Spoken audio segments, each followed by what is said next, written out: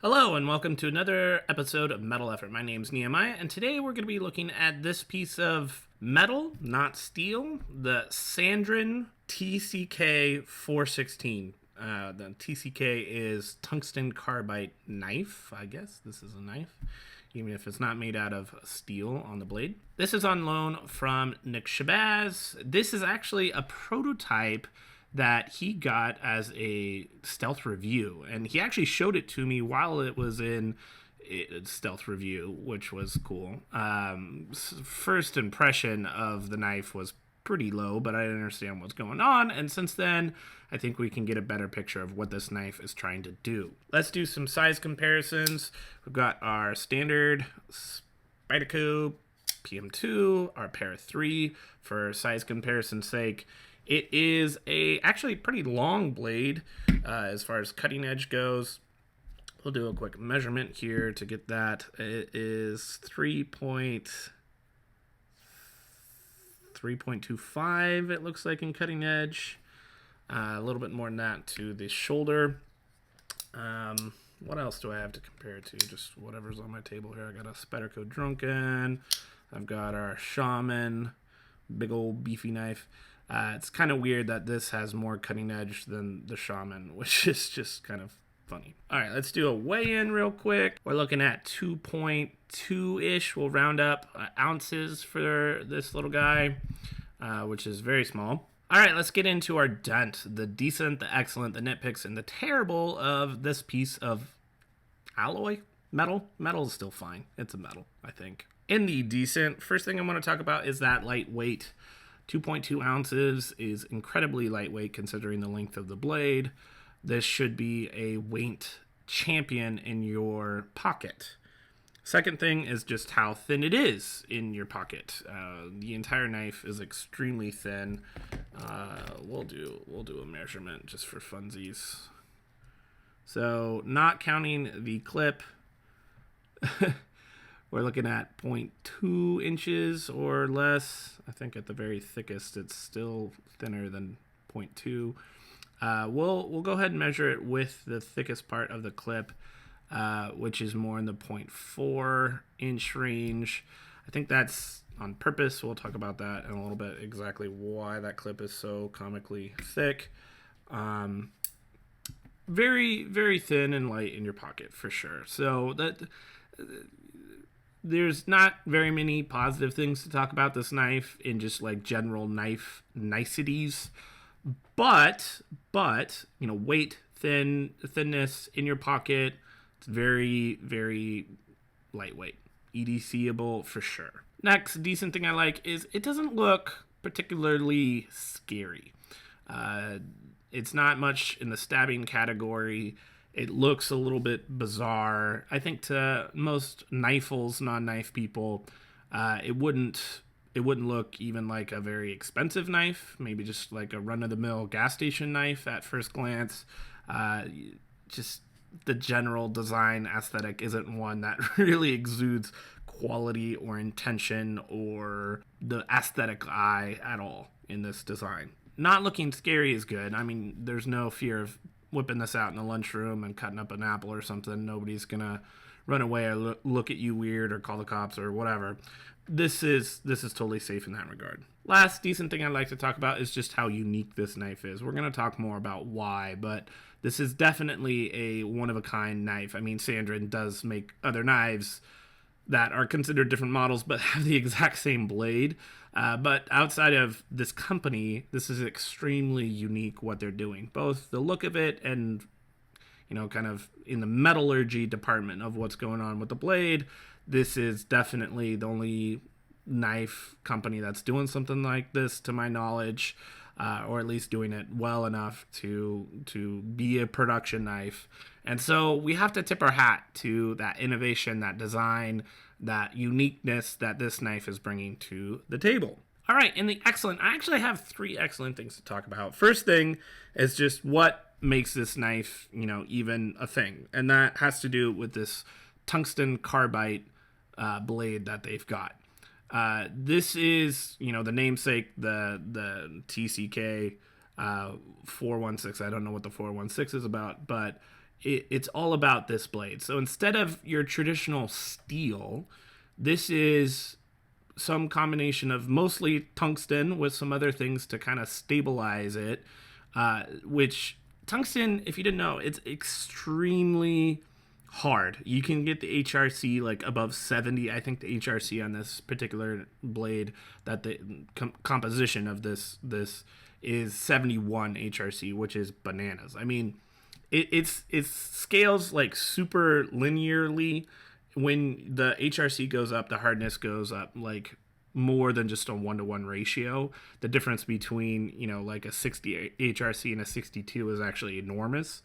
And so going all the way up to 71 is nuts. And so usually when you can get, a metal, an alloy that hard, your edge retention is going to be really, really good because it's just very densely packed atoms getting in there. So it's a lot harder for them to break away from the whole unit. And so, when you're talking about traditional steels, the carbites are the smaller parts that pack into a bigger atom, molecule, I should say. So you have, if you picture like a ball bouncy place at like a McDonald's or something, like the playpen, the balls, you dive in and it's like nothing's there. They're so big and so light, they just kind of move out of the way. And so if you picture, the iron that is the vast majority of any normal steel makeup, it's going to be pretty soft, pretty malleable. Your edge retention isn't going to be very good. The toughness is going to be awesome because it's not going to crack. But then you pour like sand into that ball pit and it all the way up to the top. And then even though there's still the same number of bouncy balls in there, if a kid tried to dive into that, they're just going to like face plant onto the top of the surface. That, it's going to kind of fill in those gaps of the bigger molecules being packed in with things like tungsten and chromium and things that not only help support the density of the, whole unit, but also, help with like stainless properties and corrosion resistance because the rust can't get into those big open crevices that normally would be left when you have two big balls and there's a bunch of holes in the. This sounds terrible. That's not. I'm not trying to. Whatever. Okay. So anyway, tungsten is one of those things that you normally would pour into that bouncy ball pit because it's so hard. It could support. It's so small and hard. God. It would support the overall structure. So what the thought is, what if we just made the entire bouncy ball pit out of tungsten? That's the hardest of all the carbides that we would be putting into this, concoction. You have molybdenum and vanadium and whatever, but tungsten is kind of the king as far as how hard it is. And so that's kind of an interesting idea. And that's what Sandrin is really kind of, testing. Can we just get, cut out the middleman and just have the whole thing made out of tungsten for the most part? And I think they pulled it off. My next point is just what the edge retention ends up being. So Pete over at Cedric and Ada, he's known for his really good, just practical testing. I don't think he claims it to be, scientific, even though he calls it the knife lab. He's doing some of the best work out there. Michael Christie himself, there's some others, but those are the ones that are really just, getting it done, trying to keep the variables to a minimum. He's using the same kind of rope. He's using, trying to keep the same, geometry when he can. He can't always do that. He's not going to reprofile every single other knife steel he's tested to the same geometry that this is on, but still keeping as much as he can to a minimum in terms of variances. Just see how many cuts can he do on the rope before it no longer cuts through paper. And this definitely has the record right now with 1,540 cuts before it can no longer reliably cut through paper. So that blows up even Rex 121 out of the water. This is the real deal in terms of edge retention. There's a lot of other considerations, and we'll talk about it, but this is the very precise thing you are trying for. If it is this thing of edge retention, how many cuts can I get, on one sharpening? This is the king of the hill. This is it right now. And so this deserves some attention at the very least, I think. And so we got to give it props in that department. So what it's made out of, and just the difficulties of making an alloy completely out of tungsten with a few other things. I'm pretty sure they're not telling us what those other things are. We don't know what the actual makeup of this alloy is made out of, but mostly tungsten. And so last thing is just the geometry of this blade. Now I'm sure that they're going to have some problems with the thickness of the blade. You're also going to have some toughness issues. It's very brittle, I would imagine. I'm not going to test this and push it past the breaking point, obviously. But the actual cutting experience on this is awesome. It is a laser beam. You are able to make churns and cuts, no problem. I think I can even cut a circle with this blade up live, maybe. Yeah, pretty good. There's a circle. So that level of raw cutting power, slicing ability is like a scalpel in your pocket. So that little thing is gonna bother me. Okay, all right. This review is just going off the rails. But we got a unique. You got a unique knife here. You got a weird, unique person. Oh, God. Okay, powering through. All right, so... Oh, Siri, shut up. Jesus, that scares the crap out of me. Every time that happens. All right. What was I saying? Last decent thing. Oh, yeah. Laser beam cutting. It's like a scalpel. Okay, moving on. Nitpicks. This thing is slippery. It's just steel on the handle. And it... if you're a sweaty man-child like I am, it just, will fall out of your hands if you're not careful. I know that when Pete did his testing for the edge retention, he had a gnarly blister after the end of it. So it's slippery. The ergonomics are not good. It's this is a proof of concept. It's not meant to be a luxurious knife experience that's just, practicality oozing out of everything else other than the blade. It's just, something to attach to this awesome, amazing blade. So, yeah, slippery. Ergonomics are not very good. The clip is not even touching the body of the scale. Not really a big fan of that. I think, if this was my knife, I would probably take it apart and just bend that down a little bit so it's touching. I wouldn't want that to fall out of my pocket. If this dropped to the ground, I'm afraid that the whole thing could just shatter. I mentioned this earlier. The toughness is not going to be awesome. You don't want to do any kind of, twisting or contorting movements with this. There's no prying allowed. Obviously, if you're not a knifeful, you're not going to do these things anyway, but it's especially important on this blade. No stabbing, no twisting, no contorting, no prying. You could just snap the blade, I'm pretty sure. I don't like the little weird holes that are in there. I think each distance between the holes getting halved, I think is the pattern that they're going for. Maybe it's for some traction here, pulling it out. It's basically like a slip joint, only it locks in that, you gotta put your finger here, and it's, near finish, basically. It's polished, and fingerprints go like crazy on this sucker.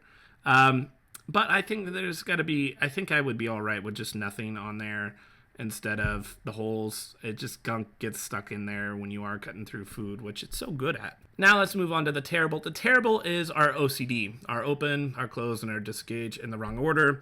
Obviously, opening it, like I just mentioned, is just grabbing onto the blade and opening it. It's not like it's gritty or anything as far as the actual action itself, but it's very stiff. It's not smooth in the slightest. This is still plenty, enough room above the scale here to grab on and be able to open it up no problem. It's not like I can't get the knife open. That's not an issue. But maybe a 3 out of 10 as far as like the opening experience. Lockup is pretty good. You can feel a little bit of vertical play. I'm not even gonna attempt horizontal play, but you could feel it a little bit. It's not terrible. It's not loose. It's engaged, but you can just feel it rock a little. Disengaging it, it's cut out right here, plenty of space to move that over. There's definitely lock stick, very, very bad lock stick. Yeah, so could be worse if it was hard. There's terrible lock stick and it was hard to get in there. This would be atrocious. So I'm not, it's fine. It's like a 7 out of 10 with that lock stick. I can't make it above that, but it's fine. Closing is you're gonna have to push it the whole way. I don't think I could jostle this shut, ever. Basically, like 200 jostles, guys, and I still can't get it closed. Yeah, so it's all terrible, but that's not what you're buying the knife for. This is not an action showpiece. It's not an ergonomic showpiece. Like, everything is just barely adequate to get it. I think the price as cheap as possible for this very expensive blade. If you go to their website, this is by far the cheapest thing you can get that has their new tungsten blade. This is about $150 right now. I think that's a temporary price. After that arbitrary time passes, it'll go up to $200 for this particular model. I know the model that Pete used for his knife testing was the TCK without the number, which is carbon fiber, but basically exact same design, clips in the same spot, just carbon fiber instead of steel. $300 for that knife. They have a gold-plated one and a rose gold-plated one. That's exactly this, but those are like $800, $900, something like that. They have some fixed blade options that are in the $1,500 to $1,900 range. They have a very small flipper knife that is also like $1,900. I want to say something like that. Very expensive. So this is not, we're in the conclusion if you haven't figured that out. This is very much a performance-based, unique thing that they're going for. I mean, this is like a Formula One race car. You're not considering purchasing a Formula One race car to commute back and forth to work. You're not using that to take all the kids to the mall. You're not using that to go off-roading. It's one very specific thing. It's hairpin turns and amazing acceleration and top speeds. That's basically what you're going for. This is edge retention and cutting prowess, slicing prowess specifically, extraordinaire. Everything else is kind of left to the wayside to accommodate this one very specific task that this knife is amazing at. So I think, because it's a world leader in the thing that so many people care about. Edge retention is probably the most sought after thing nowadays. I don't know if it should be. I'm not saying it should be. There's a lot of other things to consider. Ergonomics and reliability in the action. The fidget factor is, definitely superfluous sometimes, but the practical things, the niceties that we kind of take for granted for just a normal knife are not here. It's bare minimum. But I think, for $150, if you consider yourself like a steel tester, maybe you can sidestep the steel part and do, other alloys and see what it's like, and just maybe test it. $150 is a lot to test it to the breaking point. This is definitely not disposable, I feel like, but maybe it would be worth, kind of putting it through the paces and see exactly what it could take in terms of toughness, test the corrosion resistance of it. I have no idea how corrosion resistant this is. I would assume it is very corrosion resistant, but I have no idea. We're on the frontier of testing tungsten blades. This is brand new technology. So if that applies to you, then sure, go ahead and pick one up. Am I gonna get one? I don't know. I want one. I want that carbon fiber one just because it looks a little bit more classy. But $300, you're doubling the price of what this one costs, and so I just can't bring myself to do it quite yet. If it was $200 for the carbon fiber or $250, maybe I would be willing to do that. But as it stands, I'm kind of waiting for their next real knife that has a normal price. I think this is in like where the foldable phones are going right now. Not like flip phones, but like, the Samsung and Huawei phones where, they're $2,000 phones. It's like, it's a proof of concept. Once those can hit the mass market, I might be interested. So it's kind of the same place that these tungsten carbide knives are in, where we're on the very forefront of it. I don't know if I'm willing to take the chance yet, but I'm keeping my eye on it. All right, that's it for this review, guys. Let me know what you think. Are you interested in this kind of thing? This kind of this kind of alloy? Are you willing to make all these exceptions for normal niceties of a knife? Or are you just going to take a hard pass on it, which I think is where most of you are at? Let me know in the comments below. Have a good one. Bye.